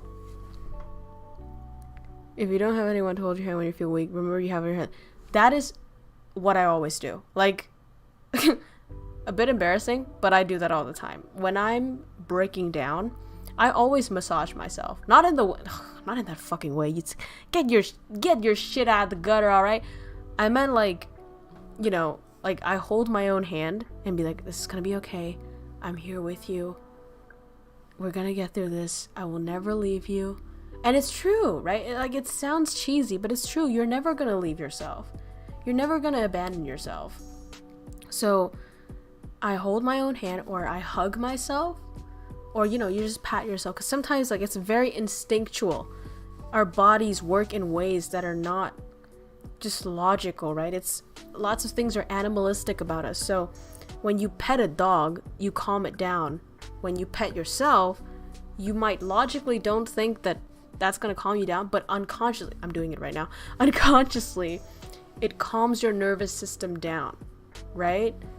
And it raises like levels of neurotransmitters that make you feel better and calm and warm and fuzzy and less sad. So you got to tap into that instinctual animalistic part. When you're completely breaking down, you need to calm yourself down. You got to, like, you know, smooth circular motions, okay? Sometimes it's about the physical things. These are like emotional first aid kits. You gotta hold your hand, you gotta repeat to yourself the things, the mantras that work for you. I know this is getting very like spiritual, like magical stones and shit, but I swear it's not. It's just how emotions work. And, you know, for me, I have this figure. I used to have this figure that was like a light, I guess a light being.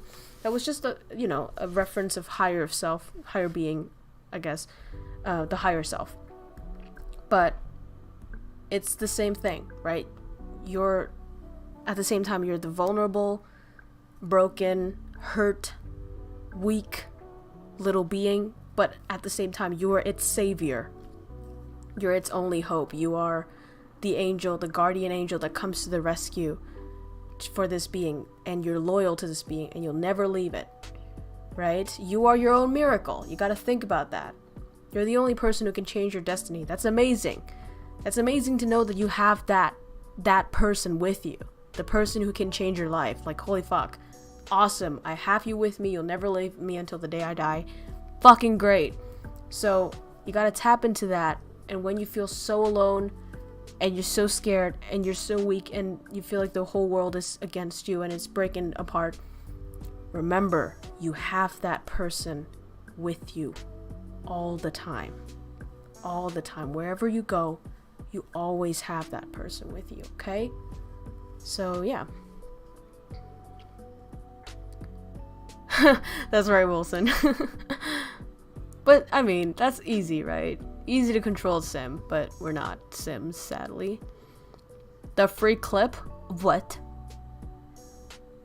The clapping of my cheeks kept alerting the white one. I'm singing for this for myself to protect that Peter Pan that I was way back then. Aww. That's cute. That's cute, right? It's very ironic when you have to calm the nervous system down when it's just trying to be itself nervous. I can change my life? Why the fuck hasn't he said, you lazy bastard? You wish I would call it the nervous system. Yeah, in my language, it would be called the crazy, like the crazy mad system, because like our word for nervous is also the same word for somebody who's mad. So it's sort of the same thing, right? We use the same words, really. I'm just so glad that we made this, man. I'm just so glad we had this talk. I'm probably going to be sleep deprived. My puppy is going to crash my face tomorrow, but it doesn't matter. You know, it doesn't matter. It's good to have these heart-to-heart moments, and you know, I feel great. I feel warm and fuzzy when I get to talk about these things with you guys. Obviously, you know, we're in a strange corner of the internet. We're not in the regular wholesome parts. We have anime titties, and gamer girls and stuff, and e-thoughts, you might say. But, you know, to have moments like this when we just pause it, there's no memes, there's no, I mean, there's still a little bit of memes, that's fine, that's allowed.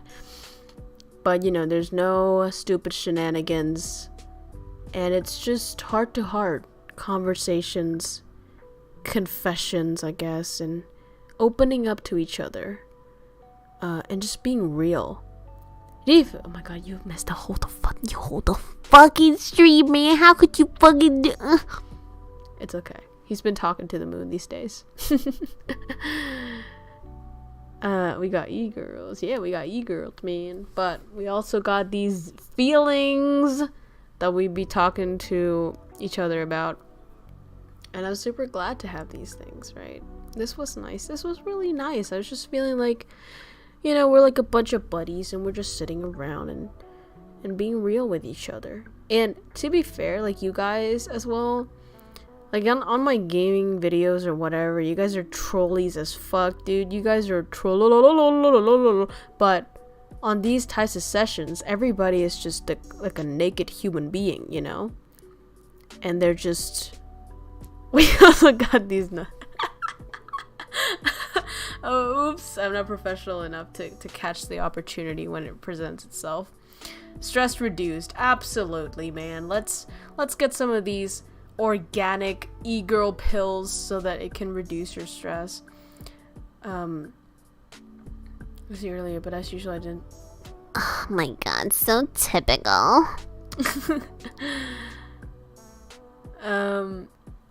While in this therapy advice, I get down a bit because my entire high school life and now into my college life, I can never do stuff like date or go to parties because I have to help with the kids. Don't say sorry for the vent. This entire stream was supposed to be for venting, so don't feel bad at all. Yeah, no, again, that's the same thing with, like, you know, the cards that you're dealt, you know? It's like Inscription. It's like the card game. You can't control what cards you're dealt, but I guess you can control how to make the best out of that. I think if you have to help with the kids, essentially life is like the main quest of life, or of any video game for that matter, is to get experience out of it, right? And maybe you're missing out on like the young dating or the parties kind of experiences, but you're getting a lot of experiences helping with your siblings, with your family members, and taking on these responsibilities that would really shape you to become a more conscientious person and a caring person.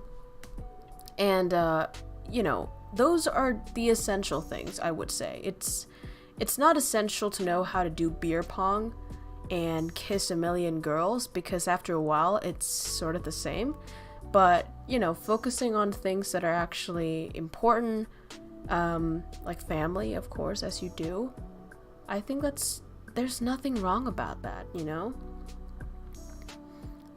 Chúng ta nói những thứ đi đi hả chị? Đúng rồi em. Nhưng mà stream sắp hết rồi.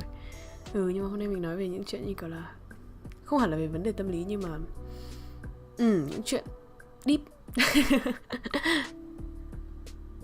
Listen to stream because it helps me a lot. Man, I'm so happy, dude, seeing those things. Like when you guys said like just the simplest thing, right? You said some people said like I listened to this while I was doing my deadlines, and that just it just gives me such love in my heart, because you know, we all want to be useful, we all want to be productive and be of some good to anybody's life at all. And when you guys said like the stream helped me, or that touched me, or that hit me really deep, or like I had a lot of fun, or anything like that, like I feel really satisfied, and I'm so happy and grateful that this that I have this, I guess, career, right? It's so fulfilling.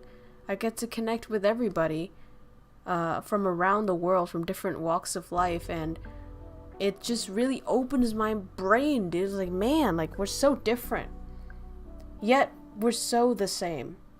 And yeah, man, you help us, we help you. Absolutely, this is definitely a two-way streak, and I'm really grateful for that.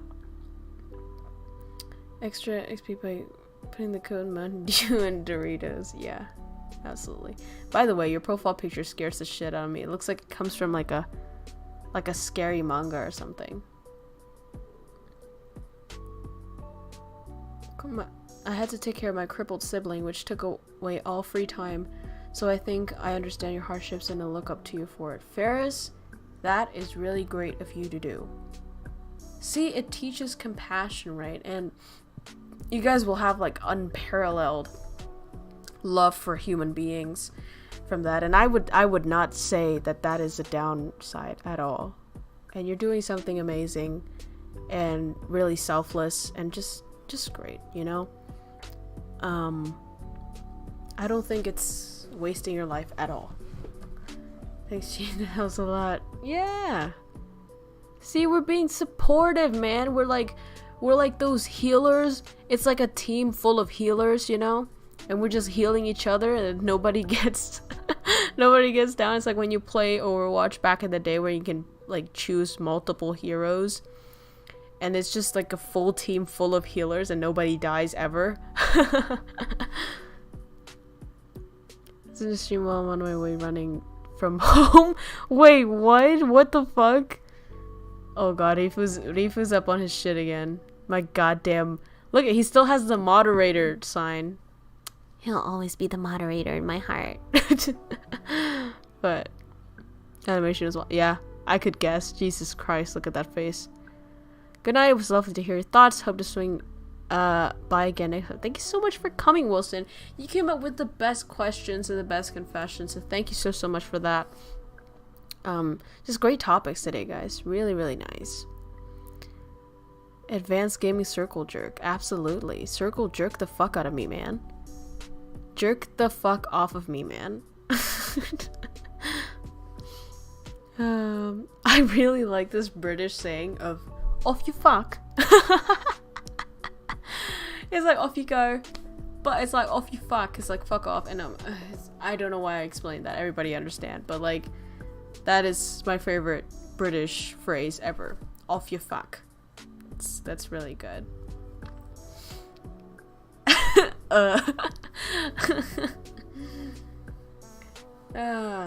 We're just having fun here, aren't we? We're just having fun here. I really hope this could be one of those useful streams that you could just watch when you want something to binge, you know, you want some easy shit to swallow, nothing with like huge gaming background, some blinding flashbangs, or like huge gaming music and noise, and it's just a normal talk stream. Sounds like something Yoda would British Yoda be like, off you fuck. Yes. Genuine feels to feels. Yes, absolutely. It's so great, man. It's so great. Obviously, these things are not frequent. You know, we gotta go back to the gaming sometimes. We gotta go back to the memesters, to the karaokes, and I think of it as, you know, we're like little dolphins, except for all the rapey parts and the using other fish as balls, or like, you know, the gangbang part, like besides all that part, we're like dolphins. Okay, fine, we're like whales, whatever. One of the two. Whatever animal that just goes down and then go up again. You know, sometimes we go up to the surface, we gotta go breathe a little bit. Breathe in, breathe out in the surface, have fun, pretend like everything's okay, and then we go down deep into the ocean, and then we get deep into our feelings, and then we go up again, woo! And then we go down again and talk about our emotions and how we feel, and then we go up again, holy shit, whoa! And then we go down again, and then, you know, like that. So, you call me I'll be heading back. My legs are getting tired. The forest isn't the best place to take a walk.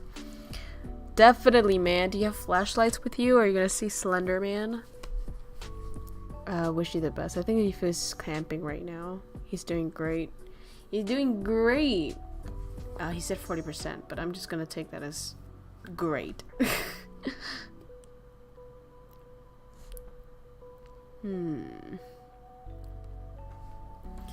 So we have 9 minutes left to the stream.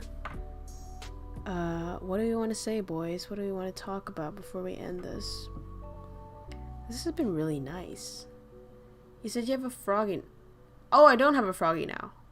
No. Somebody else said it. I think somebody else said on a good note they're having a froggy, but that was not me. I don't have a froggy. She made a short American literature story of calling us yo. What? No, I didn't. Live life like a roly-poly. Always get up when you're pushed. I don't know what a roly-poly is. I only know like that K-pop song. Roly-poly, roly-poly.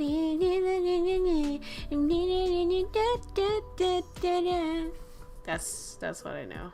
I don't know what a roly-poly is. Oh, it's Alex. After my dad died last year, I did get real sad, but I learned life is too short to stay depressed. You gotta take in every little thing. Like my new frog. It's small but humble.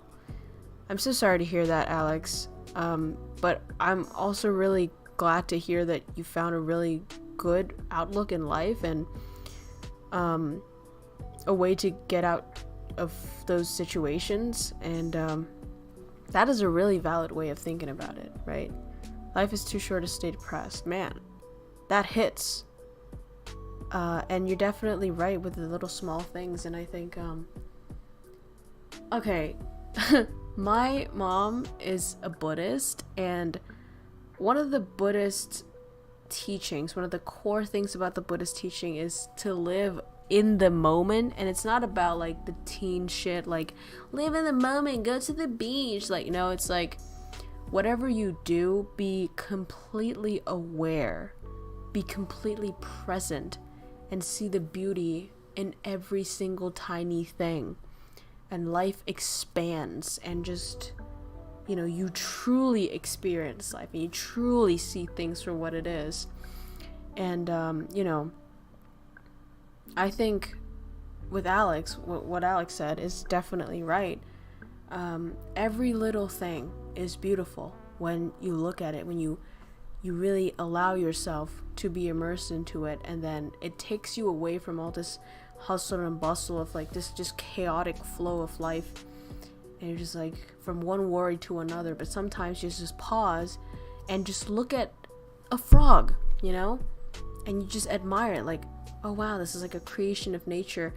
And you focus on that frog for a while, you forget about your own problems, and you realize life is so much more than just what we worry about. But yeah, that's a really nice thing that you said, Alex.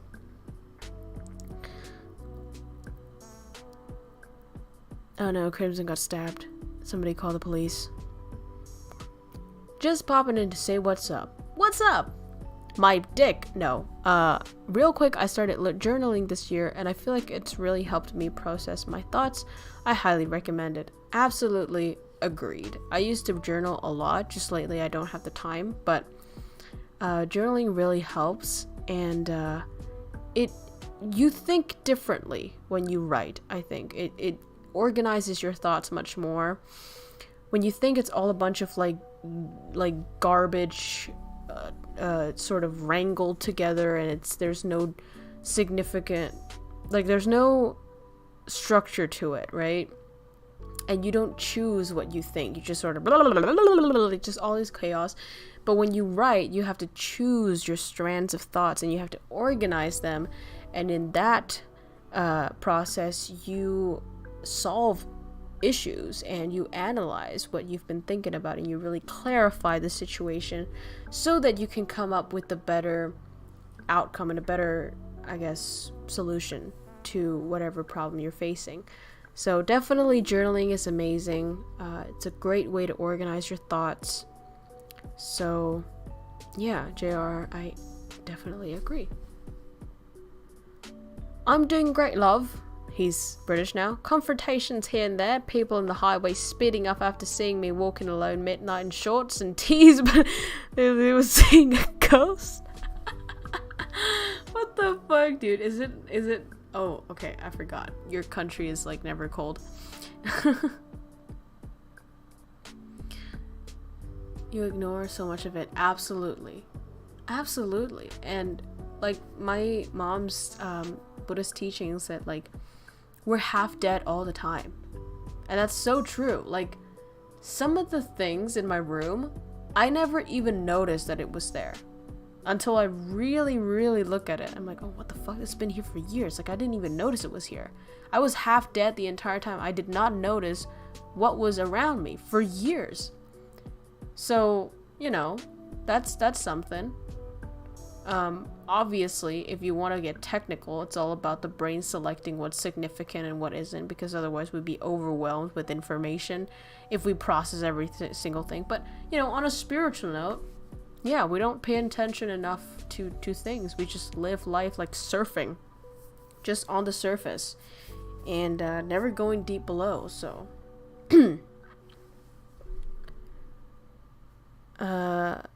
fake leather journal from the church, blank pages. From the church? Hey, that's nice. I never took you for a Christian, man. I just, honestly, I just have like this image of most of the gamers on here being atheists. But I'm definitely wrong. My puppy is looking at me. She's so sleepy. She just woke up from her nap. I really want to pet her. I have to pet her. 1 second.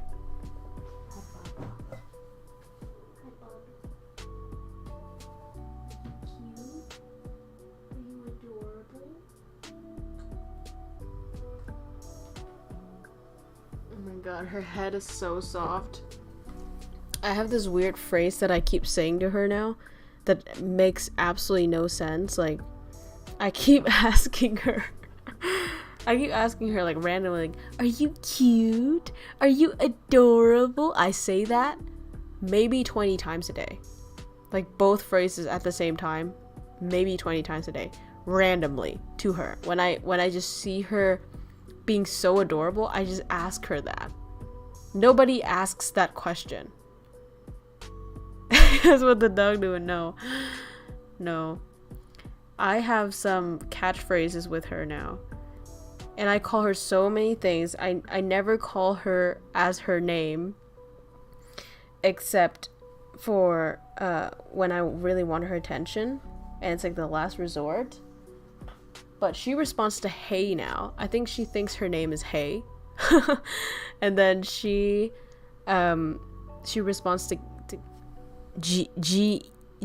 I'm not gonna say it, otherwise it will like startle her, because I really enforced her name as like an emergency thing. Like if she hears it, she will turn around no matter what. What else? I forgot. Oh yeah, but I call her baby, I call her bubby, I call her bubba, I call her bubs, I call her bubsters, I call her bub, I call her Bobby, I call her Baba, I call her all of those things. I just don't say her name. It's always like, "Hey baby, how you doing? Come with me, Baba. Come with Mama." It's like, "Oh, I need you to do baby." Like I just baby talk her, and I don't know. I'm just a lazy what is it called? A cheesy, corny, cringy mama. All right, I take full responsibilities. Baba means hag. I know it does, but it's like Baba and it just becomes Baba. Like I just like it morphs, you know, like the way I say yes and then it becomes yems and then yems and then yoms. Like it just morphs, you know.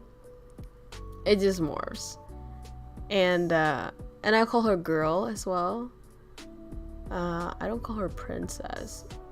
Yeah, I don't. But she's like, "Baby girl, my little cute new baby." Like, it's just so fun to call her those things.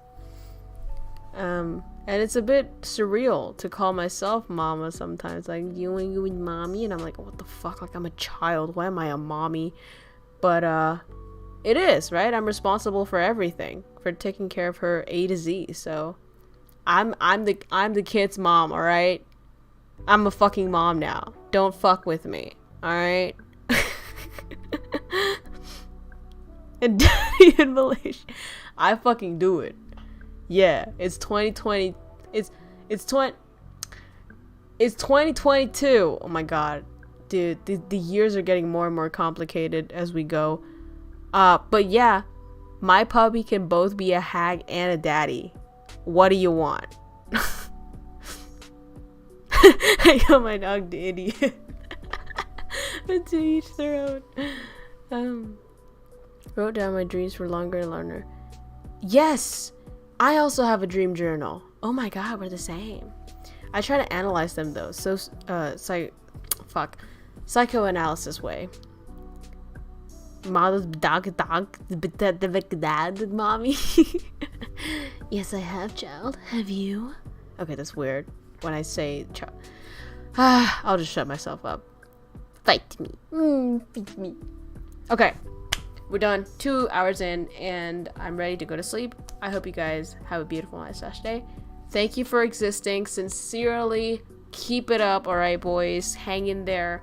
Wait for the next session. It's gonna be a while, but I hope when we come back, we have some cool things to talk to each other. Again, always welcoming the problems and issues. We always be having them. But I'd also really be excited to hear if you have any improvements, right? Like, if any of the issues that you told me, like, hey, you've made some teeny tiny progress towards the better, that would be great updates. So, yeah, no pressure, though. But I'm going to see you guys next time. Thank you so much for being supportive and amazing and just an awesome community that I'm really, really happy, really grateful to be part of. And, yeah. I'm gonna see you guys next time. Bye, boys. Mwah. Bye bye. We are preparing for the descent of flight KR-13 into hell. Local time is eternal, and the temperature is hot as balls. Please check around your seats for any personal belongings, especially KROWKO merch available in the link in the description. Please also make sure that your subscribe button is pressed and the notification bell is turned on. Use caution when joining the Discord server, as you may be subject to degeneracy, shitposting, and a very wholesome and loving community.